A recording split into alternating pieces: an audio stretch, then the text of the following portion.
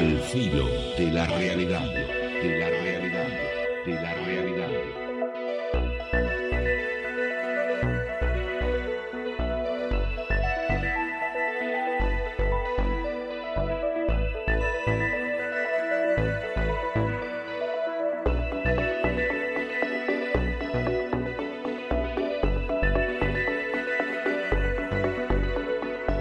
Raquel llamó, pregunta, ¿qué opinas de los curas sanadores? ¿Es una cuestión de fe? No te contesto ni que sí ni que no, Raquel. Te contestaría ni o so, ¿no? Elegí como prefieras. Yo creo que en muchos casos es una cuestión de fe. Yo creo que hay gente que a través de la fe que deposita en su párroco, en su sacerdote, dispara sus propios mecanismos de autosugestión positiva y se autocura. Una de las ramas más interesantes de la moderna parapsicología es lo que se conoce como microcinesis, que son los microcinesis, dije, no psicoquinesis ni telequinesis, microcinesis, que son las mutaciones químicas a niveles infinitamente pequeños que se produce por acción psíquica sobre la propia química orgánica. Sería de alguna manera el campo de la microcinesis un umbral para explicar las curaciones por la mente y las autocuraciones por la mente. Pero también creo, Raquel, que muchos sacerdotes sanadores, esto fue un buen a partir de un libro de Víctor Sueiro, muy reciente, ¿no? Tienen capacidad de armonizar energéticamente a los demás, pero honestamente, Raquel, aunque alguien se me enoje, no creo que sea por su investidura o por su hábito sacerdotal. Creo que tienen la misma capacidad de acción energética sobre los demás que podés tener vos, que puedo tener yo. Todo depende del tipo de vida que hacemos, de cómo nos entrenamos y de qué técnicas manejamos. No creo en esto que el hábito haga el monje. Ana me llama, me pregunta qué significa abducción. Abducción, Ana, es el término que empleamos en ovnilogía para definir el secuestro de un testigo, de una persona humana, supuestamente por una inteligencia extraterrestre a bordo de un ovni, ¿no? Esa es la palabra abducción. Y me pregunta si conozco algún personaje que haya volado en una alfombra mágica. No, lo de los cuentos orientales. Hasta ahora no conozco alguno, salvo algún deudor mío que se me escapó por la ventana. Mari de Santa Fe me dice esto es a partir del comentario que yo hice sobre cielo e infierno. ¿Querés decir que según la vida que llevemos en este mundo va a ser el paquete de memoria que vamos a tener después? Sí, tal cual, Mari. Y también dice, vos sabés, por mí, ¿no? Vos sabés nombrar a Pedro Romaniuk, y él a partir de una experiencia personal cree que hay un más allá y un juicio final en ese más allá. ¿Vos lo creés así o como creen otros, el cielo y el infierno están acá en esta vida de todos los días?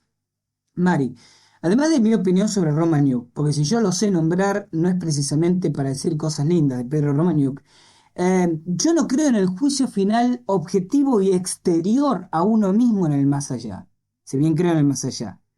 No creo tampoco que el cielo y el infierno estén acá. Yo creo que acá vamos construyendo el cielo o el infierno mental que vamos a tener después.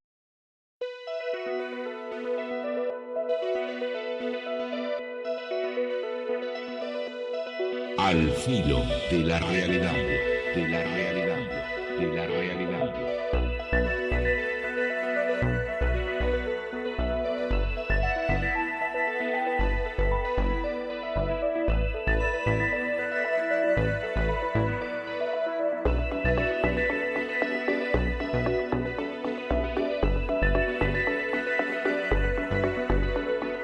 Continuamos en Al filo de la realidad. Es tiempo de noticias. Puede ser tiempo de noticias, tiempo de noticias.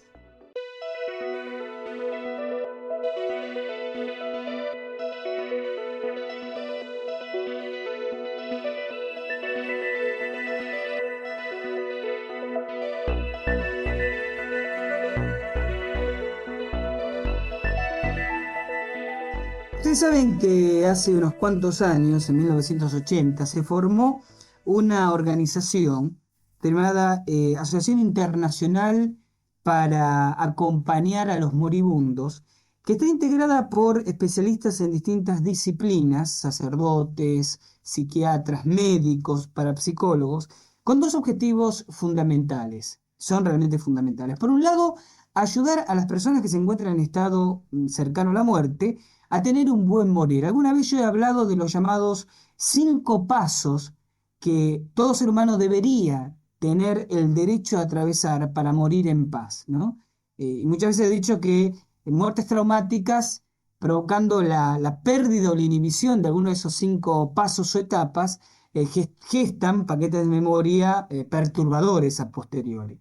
Y bueno, les comento que se acaba de constituir en España una filial de esta organización cuyas siglas en inglés es IANDS, IANDS, ¿no?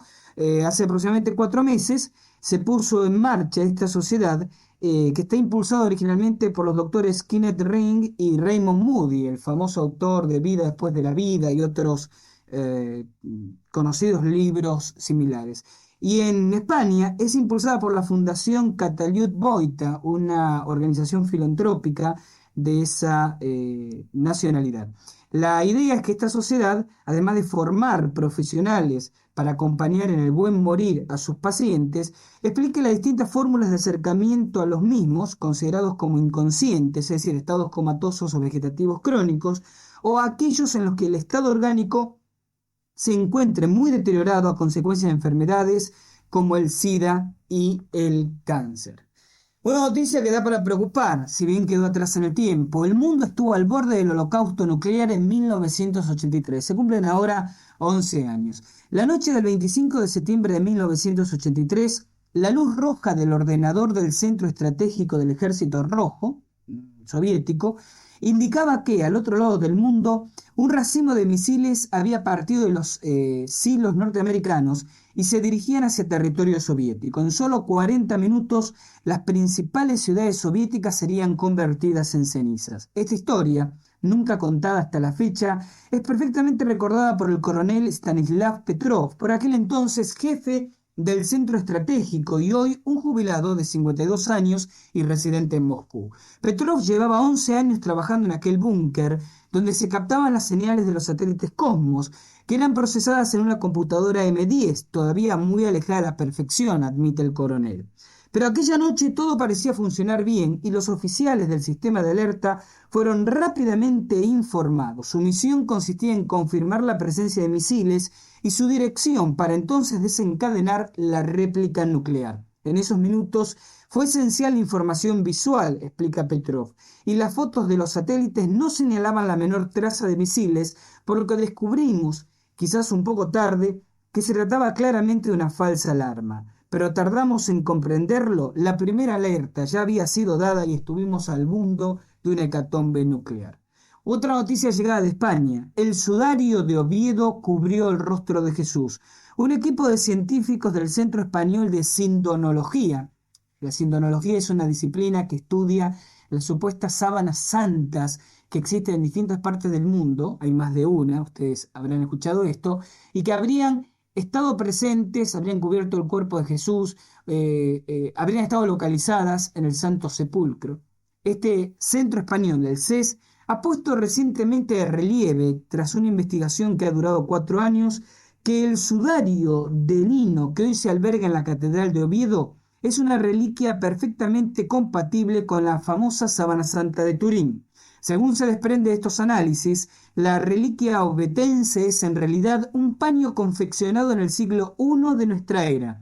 Contiene restos de polen pertenecientes a especies vegetales de Palestina, norte de África y España, lo que confirma el itinerario histórico del que tenemos constancia y lo que es más sorprendente, estuvo efectivamente sobre el rostro de un varón muerto que dejó impreso en el lienzo la sangre que brotaba de su cara.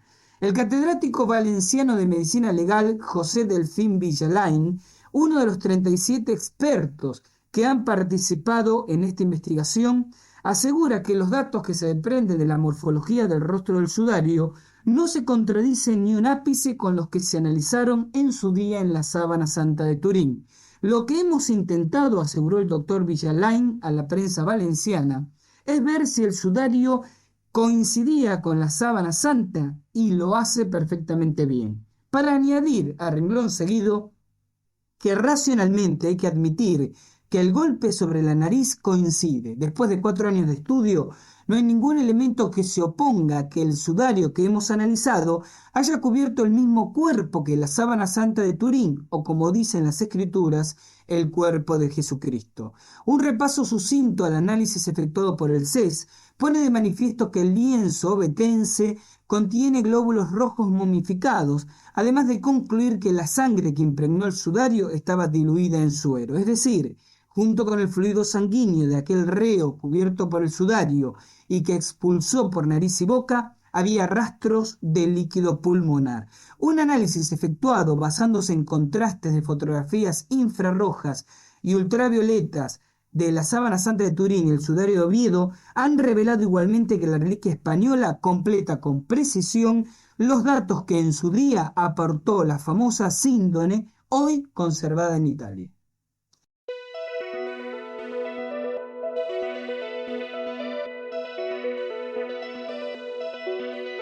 Al filo de la realidad, de la realidad, de la realidad.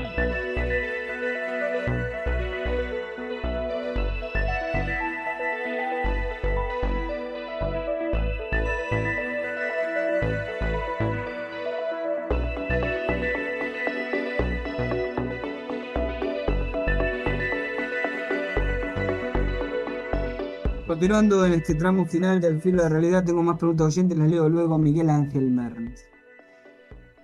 ¿Qué le faltaría a usted para poder, usted va a decir, sí, la autorización de los poderes constituidos, ¿no? Pero hablemos de lo que la gente, de lo que quizás muchos oyentes estén en condiciones de gestionar. Yo lo veo a usted, estoy tirando varios pensamientos al mismo tiempo, tratar de ordenarlos todos.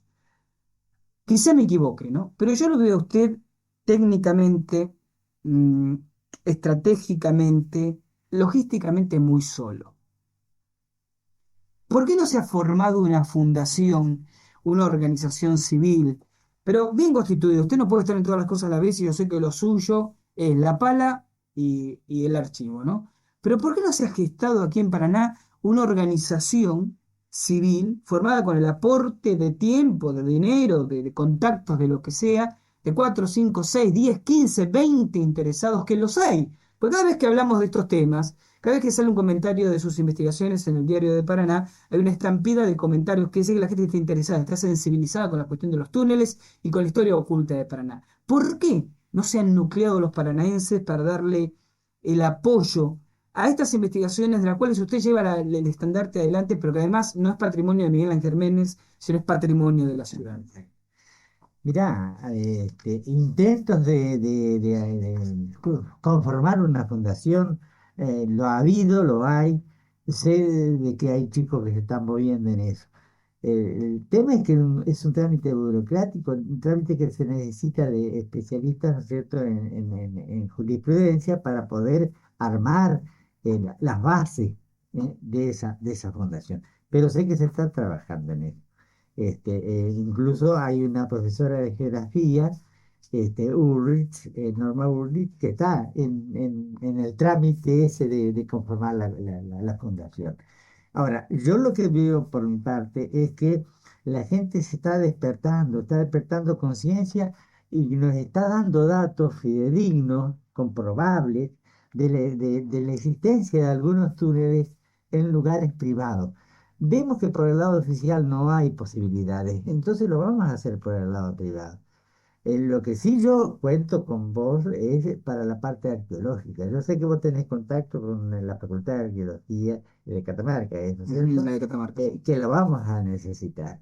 Vamos a necesitar gente que venga y, bueno, de acuerdo a lo que vea, determine para salir de las dudas si son del siglo pasado o si son del siglo XVIII. Yo le doy una noticia que va a ser una novedad interesante para ustedes, va a ser una novedad para los oyentes, y no voy a abundar demasiado porque es una conversación preliminar que he tenido en los últimos días.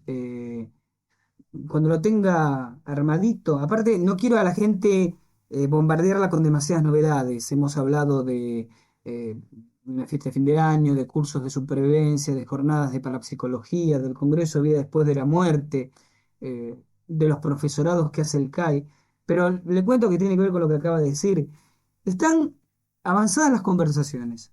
Hoy por hoy con un instituto terciario de arqueología de Buenos Aires para que nos otorgue al CAI la representación y la organización de cursos profesionales a nivel universitario de arqueología en Santa Fe y en Paraná. Es decir, están avanzadas las conversaciones para que a través del CAI instrumentemos los requisitos académicos pertinentes para formar arqueólogos para el Instituto de Arqueología Profesional aquí en Paraná.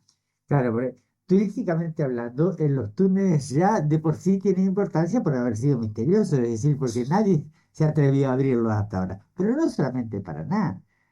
Túneles tiene Gualeguay, Gualeguaychú, Uruguay, Concordia. Concordia, Diamante, Victoria. Es decir, todos esos sitios tienen túneles. Por eso me llama la atención de que han sido tapados, que han En el sido doble ocultos sentido, ¿no? prácticamente en toda la provincia, no solamente en ¿Sabe Paraná. lo que pasa, Miguel? Que la cultura, no creo que sea así, es lo que creen algunos políticos, ¿no? Yo siempre digo que quizás esto me va a granjear la bronca de más de un político oyente, pero eh, ustedes saben que la hipocresía no está dentro de mis defectos. Tengo otros, muchos, pero no ser hipócrita. Yo pienso que los políticos son una raza, salvo quizás escasísimas y honrosas excepciones, totalmente divorciada de las realidades, de las necesidades y de las inquietudes de base de la población. La política es un mal necesario, ¿m? Como es la prostitución, un mal necesario. Son males y son necesarios. El problema es cuando el homo politicens, vamos a decir así, ¿no? El hombre político, cree que el juego de valores y de intereses del lumpen político es más importante que el juego de valores e intereses de quienes a través de sus votos le dieron el sueldo, el poder y la capacidad de representatividad. De pronto a mí me resulta chocante el tiempo que invierten los políticos en negociar acuerdos, por ejemplo, por el tema de la reforma y la constituyente, cuando todo ese tiempo que lo pagamos nosotros, y esos autos que emplean, y esos movicón con los que hablan, y esas oficinas donde calientan sillas, están compradas, alquiladas y bancadas, ¿m? Por el pesito que aporta cada ciudadano argentino. Y los argentinos en ese sentido somos quizás un poco lelos. De pronto, si algo que hay que reconocerle a los yanquis es que cada uno sabe cuál es el político que lo representa y le exige y lo reclama y lo presiona. Y nosotros medio como que los vemos todavía arriba de un pedestal. Estos señores viven, quizás muchos de ellos, en un mundo totalmente distinto de nuestros intereses.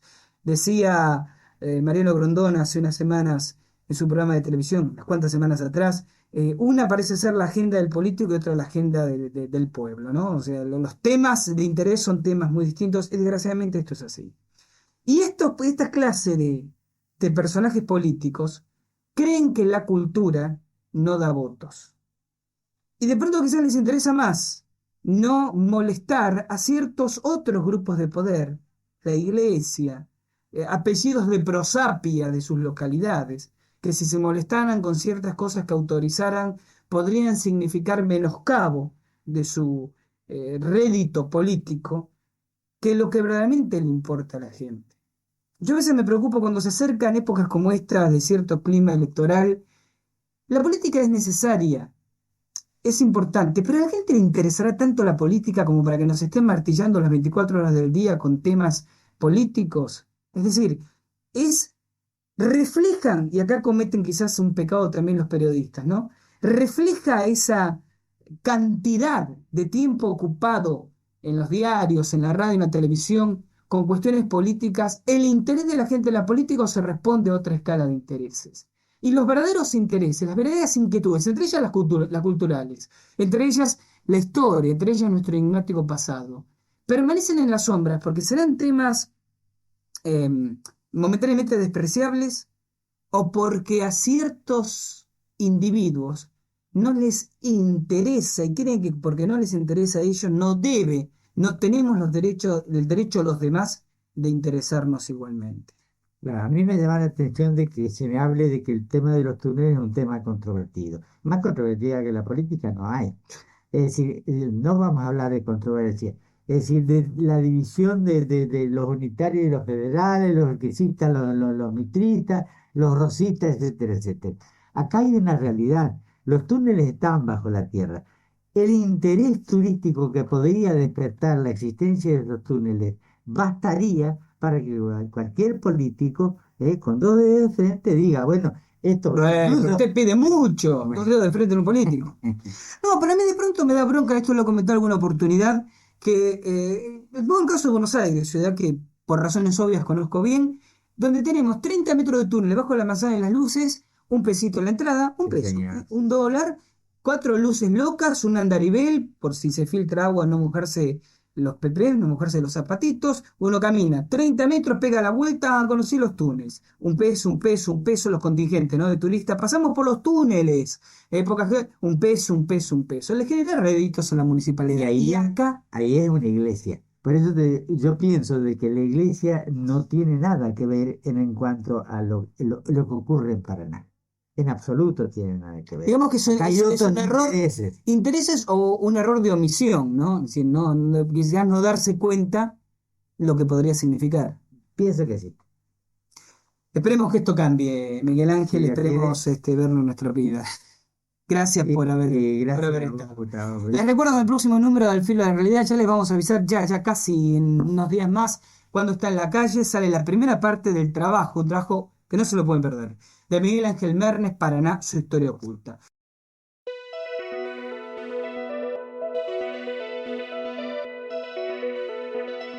Al filo de la realidad, de la realidad, de la realidad.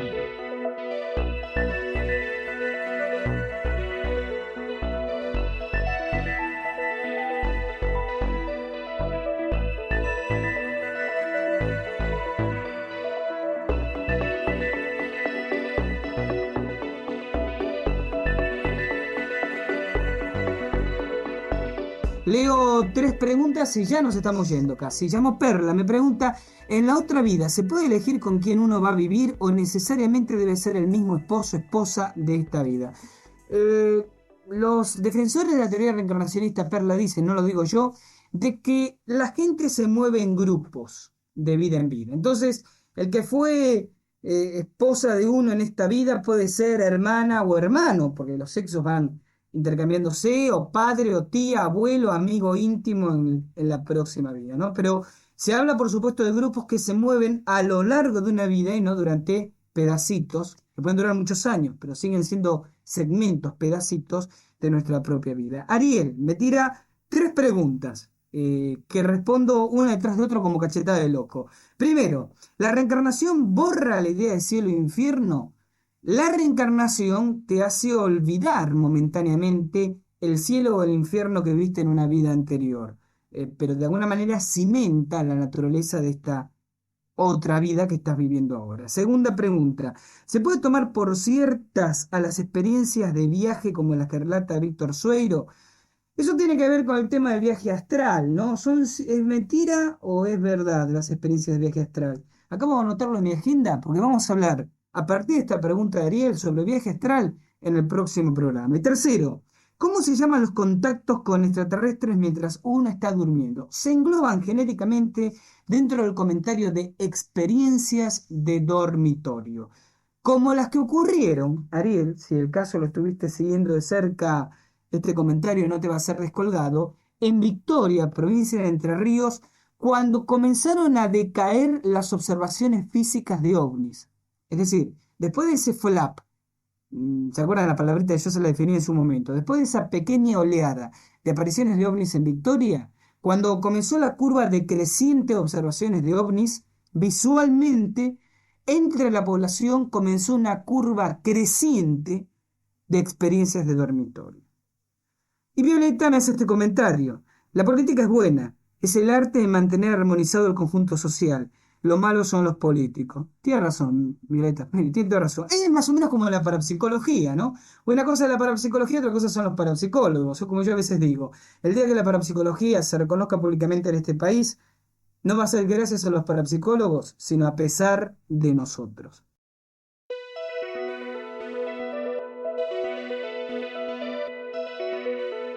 Al filo de la realidad, de la realidad, de la realidad.